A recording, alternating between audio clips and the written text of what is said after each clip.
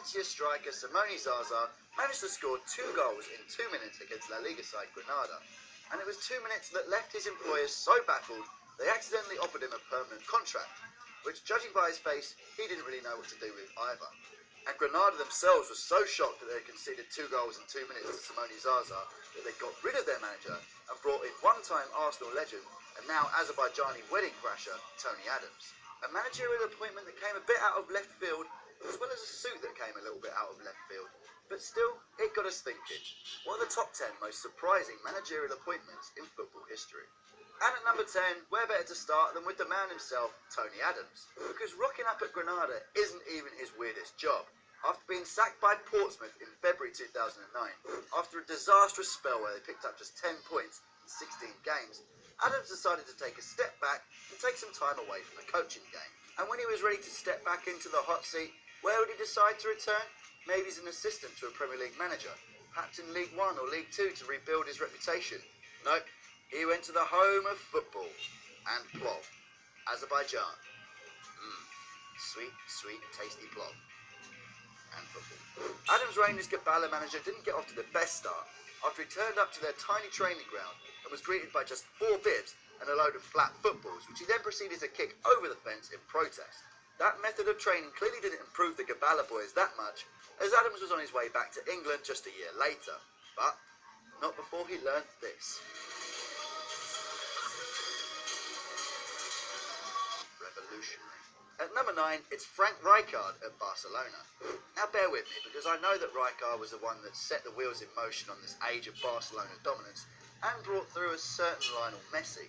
But his appointment came as something of a surprise. When he took over at the Nou Camp, his only prior managerial experience was at Sparta Rotterdam, where in 2002 he became the first person ever to get the oldest club in the Netherlands relegated. In fact, his appointment was massively unpopular with the Barcelona supporters, but 2 La Liga titles and a Champions League later, all was forgotten. At number 8, it's Vanderlei Luxemburgo. Now there's a saying that it takes 10,000 hours of practice to become an expert at something, but Luxemburgo just went for 10,000 different jobs before eventually ending up at Real Madrid at the end of it. In fact, in his 34 years of management, he's had 32 different spells at 21 different clubs, but the only one he ever had in Europe was the big one at the Bernabeu. And he didn't do the worst job ever with Los Blancos, but he didn't do a particularly good one either. And at the end of the day, he was a Real Madrid manager, so he obviously got sacked after a year. Luxemburgo's most recent managerial job was for Tianjin Huanjin in the Chinese Super League, and hands up anyone out there who's surprised that a journeyman might end up in the Chinese Super League, the home of football and plov. Sweet, sweet Chinese plov and football. At number 7, it's Diego Maradona, one of the all-time legends on a football pitch, as well as one of the all-time legends on a night out, am I right? Maradona was destined for a dodgy managerial stint somewhere, and the Tony Montana of Argentina is a notoriously temperamental character whose relationship with the media has always been frayed. He even once told members of the press to suck it and keep on sucking. So it came as something of a surprise when this lunatic, or just massive fan of D-Generation X, became manager of the Argentinian national team. Maradona had no real managerial experience of note, other than 2 short spells with Argentinos Juniors and Maniu 14 years beforehand. And to be fair to Maradona, he did get Argentina into the 2010 World Cup, albeit less than convincingly, and got them to the quarter-finals of the tournament itself, before they got demolished by Germany, and he was promptly sent on his way. At number 6, it's Gary Neville. Poor old Gary Neville was fed to the lions in his job with Valencia, coming into a struggling team with an impatient board who was sacking and hiring new managers for fun.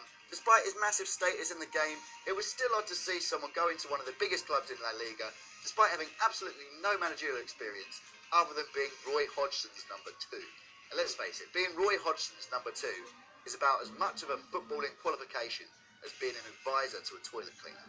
Unsurprisingly, with his lack of experience as well as the language barrier, Neville's time at Valencia didn't last long, and the results were so poor that he only lasted 4 months of his 5-month contract.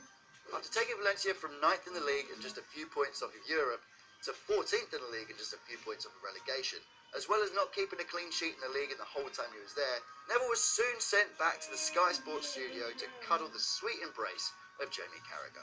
At number